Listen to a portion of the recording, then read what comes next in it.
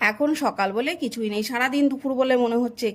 কে বলবে সকালবেলা ওর বাবা বেরিয়ে গেল, এখন মনে হয় সত্যি রক্ত জল করে উপার্জন করতে হয়। আমি সব কাজ মোটামুটি সেরে স্নান করে নিলাম।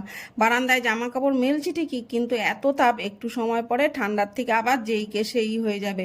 এবার রান্নাটাও বসিয়ে দিলাম। বাইরে 43 ডিগ্রি তাপমাত্রা, তার মধ্যে এই আগুনের তাপ।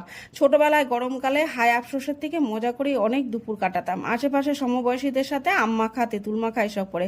এখনকার বাচ্চারা অবশ্য সেসব কিছুই বোঝে না। আমার ছোট মাসিমার গরমের স্পেশাল হেয়ার স্টাইল, টুনির মার মতো চুল বাঁধা।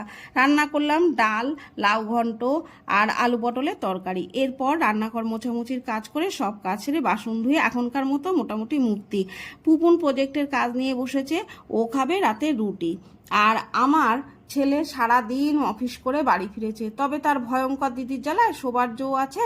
ছোট বলে যা ইচ্ছা তাই করে ছেলেটার সাথে। Thanks for watching, tata.